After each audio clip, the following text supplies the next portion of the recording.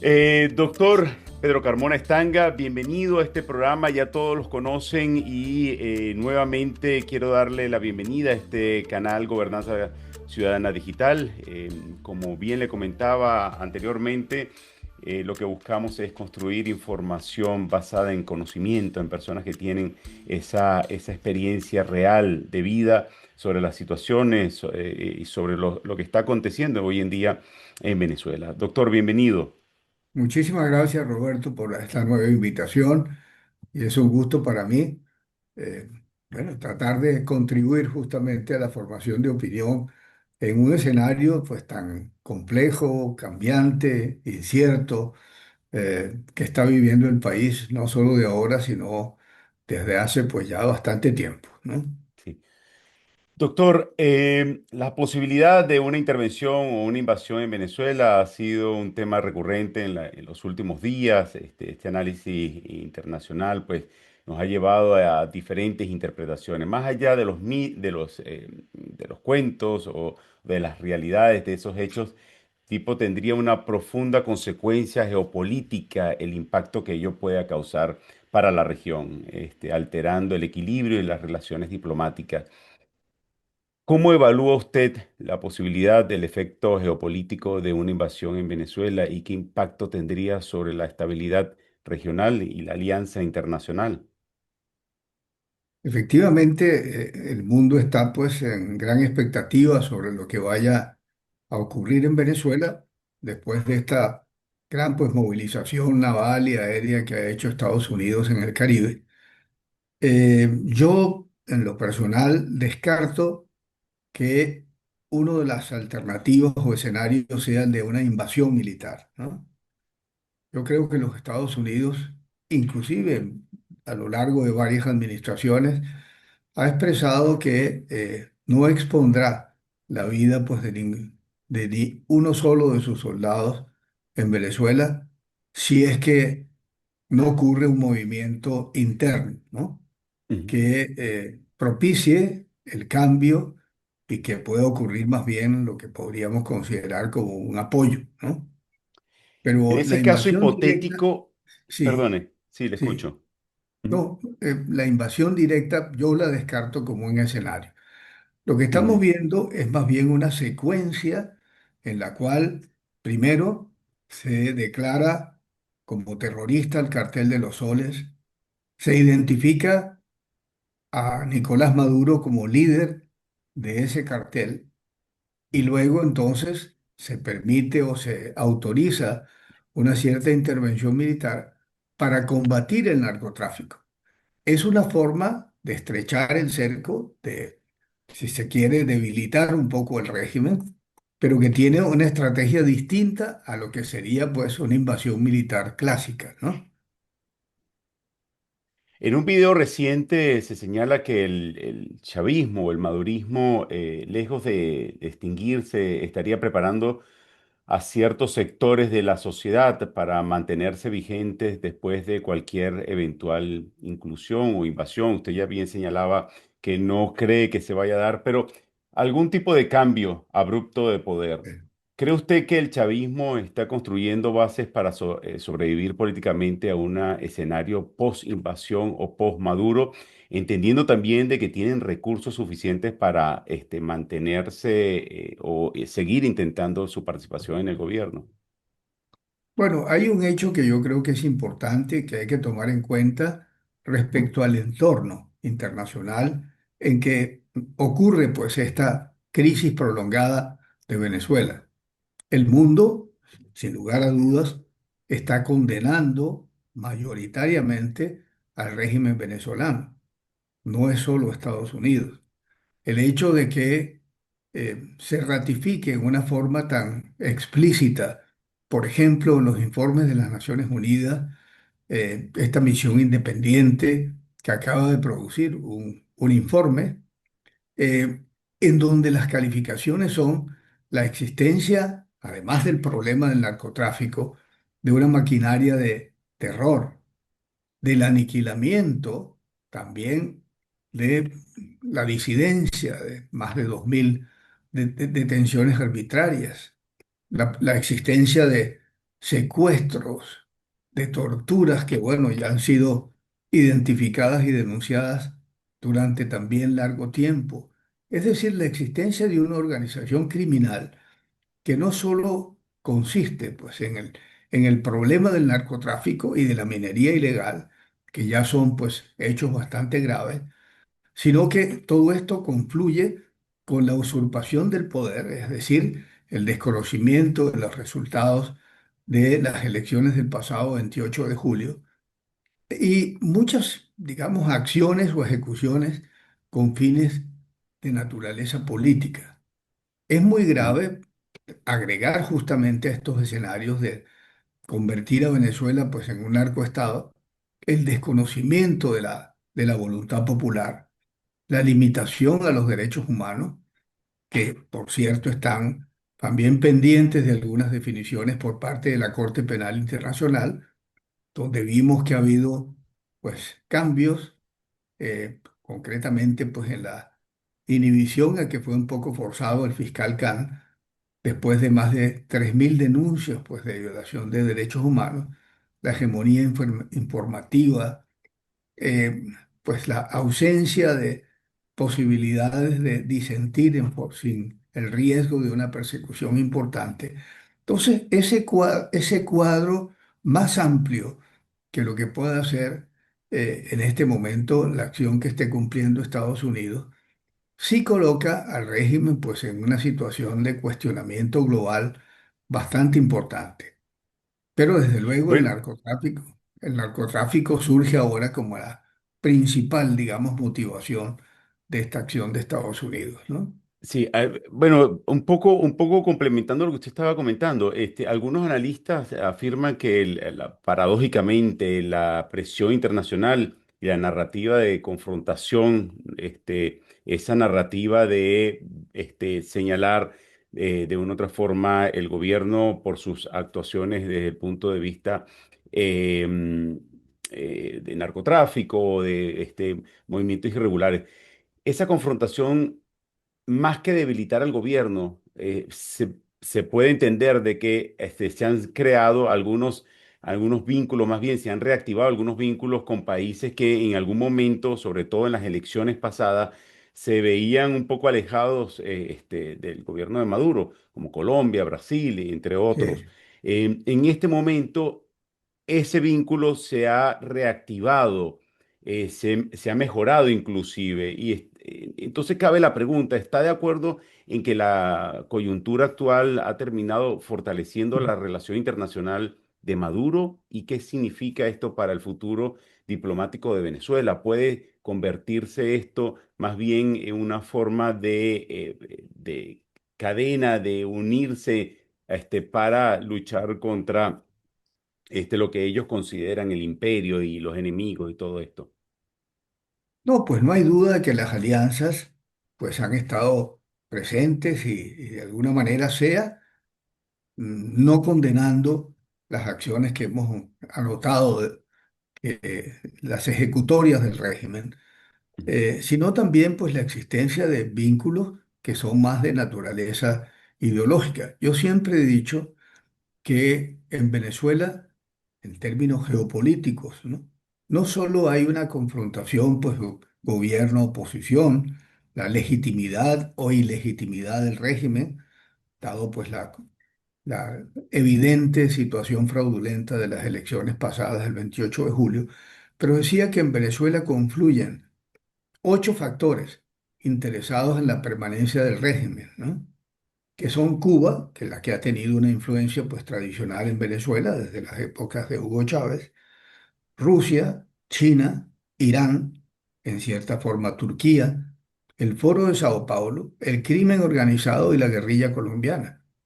Son 8 factores que desde luego brindan un apoyo directo o indirecto al régimen, pero que no estarían interesados en que esa base que han logrado colocar en territorio venezolano, pues se les vaya de las manos. Entonces hay allí, evidentemente, un cuadro geopolítico que es mucho más complejo que simplemente el tema oposición-gobierno, alternancia versus pues la perpetuación en el poder de este régimen tiránico, ¿no? Mm, Entonces, esa es una realidad. Yo creo que hay que tomarla en cuenta, pero internamente también estas movilizaciones de milicianos, etcétera, hacen ver una cosa que yo creo que es importante, Roberto. Al parecer hay más confianza en estos grupos colectivos, milicianos, impreparados, pero bueno, que están allí con fusiles en la mano, o esta, digamos, movilización para entrenar gente de los barrios populares de Caracas, como lo estamos viendo en este momento. Pero esos hechos, digamos, ¿no? De las movilizaciones populares muestran sí que habría más confianza en esos grupos que en en la propia movilización que puedan tener las Fuerzas Armadas, ¿no? Un elemento de desconfianza que por lo menos hace pensar, reflexionar que, por ejemplo, el hecho de que el equipamiento militar esté desarmado es porque hay desconfianza en que pueda en algún momento, aparte de los 180 presos militares que existen, pues alguna acción que pudiera ser adversa dentro de las Fuerzas Armadas institucionales, llamémosla así, a pesar de que ya nuestras Fuerzas Armadas están muy mutadas, digamos, desdibujadas de su función y de sus obligaciones constitucionales, ¿no? mm. Doctor, ¿usted no cree que estamos subestimando un poco esos movimientos de base? Se han subestimado durante muchísimos años, pero en este momento en particular, ¿usted no cree que se están subestimando? Pues yo no lo subestimo, porque pienso que eh, de alguna forma el régimen, antes que ceder el poder, aún, pues aun cuando la expresión de la voluntad popular haya sido tan categórica, eh, en expresiones de voceros del propio régimen se habla inclusive de la lucha armada, ¿no? Se habla pues de prácticamente podríamos interpretar el enguerrillamiento del país antes que soltar el poder, ¿no?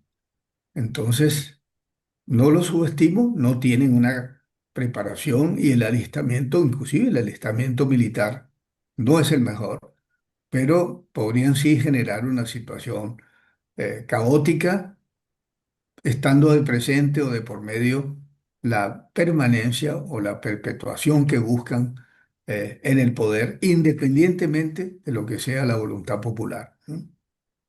Doctor, no es para nadie un secreto que mucha gente juega a doble banda, juega tanto en la oposición como en el gobierno cuando interesan y se han apoyado hasta ahorita de esos vínculos que tienen con el gobierno. Están también aspirando ser parte de un gobierno de transición o un gobierno post Maduro. ¿Qué cree usted que va a pasar con eso? ¿Cómo ve usted ese escenario A ver, ¿te refieres a un escenario de transición? de transición, correcto? Contando Exacto, de que sí. estas personas han jugado a doble banda y que se han enriquecido justo Sí, por haber tenido esa posibilidad de sí, participar en los dos sectores en la sí. política. Y ese es un tema que sin lugar a dudas hay que también tomar en cuenta, ¿no? Eh, yo no hablo de que haya habido robos o de que el régimen haya sido corrupto. Venezuela ha sido víctima de un saqueo de los Mm. recursos públicos de una forma impúdica, ¿no? Se habla de siempre de 800.000 millones de dólares o 1 billón. Sí, solo en uno de los casos, pues el de Tarek El Aissami, se hablaba de un desfalco que podría estar en el orden de los 23.000 millones de dólares. Yo creo que es el desfalco, el saqueo de recursos más grande que ha ocurrido en la historia universal, ¿no? Esos fondos también pueden estar al servicio personal de muchos de los allegados al régimen, pero también para tener fondos que les permitan financiar en un escenario de cambio, pues elementos que pudieran generar la desestabilización de cualquier gobierno, digamos, legítimo, constitucional, que llegue pues a Venezuela, ¿no? O sea, que entendiendo un poco esas personas que estaban o forman parte de la oposición, pero que tenían sus vínculos por intereses con el gobierno, ¿quedarán impunes también o que se les buscará la Sí, forma de lavarles la cara? Porque claro. hablamos sí del gobierno están identificados, pero hay personas que no están identificadas y que han Sí, venido formando parte de ello. sí. Mira, la justicia tarda, pero llega, ¿no? Hacer el rastreo de los fondos indebidos que se encuentren en el exterior, pues es una tarea que es conocida. Hay inclusive cazadores de fortunas, es decir, los que rastrean, digamos, los, eh, los recursos, los fondos indebidos que puedan haber salido de un país mediante el cobro de una comisión, pero que pueden permitir llegar, digamos, a identificar fondos que no tengan pues una procedencia legal, legítima, sino que haya sido precisamente objeto de una expoliación. Hay casos que estamos viendo, Roberto, pues recientes, como el de uno de los llamados bolichicos mayores, pues eh, Alejandro creo que se llama Betancourt, ¿no? Betancourt. Que es también un ejemplo no de un actor directo del régimen, pero sí de una persona que ha actuado y se ha enriquecido bajo la sombra del gobierno, ¿no? Y como ese es fácil poder identificar y repetir, y yo creo que en eso están trabajando muchos países, acá en Europa y también en el caso de los Estados Unidos, donde lo que declaran las autoridades de los Estados Unidos es que ya han no solo identificado, sino, eh, digamos, incautado tampoco sería la palabra, sino congelado una cantidad importantísima de recursos, tanto inmobiliarios como de fondos y otras inversiones hechas pues por venezolanos afectos al régimen en el territorio de los Estados Unidos, ¿no? Bueno, también hablando de gente que se ha beneficiado económicamente por estar cumpliendo la función de oposición, ¿no? Que ya sabemos de algunos. Pero dentro de este debate de oposición surge una disyuntiva, doctor, Sí, importante. Y se debe asumir que Edmundo González y María Corina Machado encarnan la transición legítima o más bien corresponde a crear una junta de gobierno que sí. le dé un poco de estabilidad, una legitimidad al proceso. Desde su punto de vista legal, institucional, qué cree usted que debería ser considerado o viable legítimamente para esa transición política en Venezuela? Yo no tengo dudas de que lo que hay que hacer es reconocer el resultado de la expresión de la voluntad popular que Ujú. fue abrumadoramente mayoritaria en favor pues de una transición, pero ya un gobierno pues que sea asumido por Edmundo González y María Corina Machado, quien ha sido anunciada que sería la vicepresidenta ejecutiva por el propio Edmundo González Urrutia. Pero pensar, por ejemplo, en una nueva elección, ¿no? Aun cuando sea bajo, digamos, un nuevo CNE, nuevas autoridades que le den fiabilidad al manejo electoral, pues creo que en este momento no es el escenario que procede. El primer escenario tiene que ser el reconocimiento de la legitimidad que está allí registrada y expresada en las actas que logró, especialmente la maquinaria, pues que logró establecer María Corina Machado y cuyas actas están bajo custodia del Banco Central de Panamá, ¿no? Y que de alguna manera evidencian pues el fraude electoral cometido. Entonces, otros escenarios, algunos piensan que podría ser repetir las elecciones, que en fin, pues bueno, sería desconocer un hecho tan contundente y claro como fue pues ese 70-30 que habría logrado la fórmula pues de Edmundo González Urrutia con María Corina Machado, quien por cierto mantiene pues un liderazgo indiscutible, digamos, en ese primer frente, ¿no? De la política nacional, ¿no? Perfecto. Bueno, doctor, el tiempo se nos ha acabado. Yo le agradezco que pues, su tiempo, compartir un poco este espacio y siempre bienvenido a este espacio de gobernanza ciudadana digital.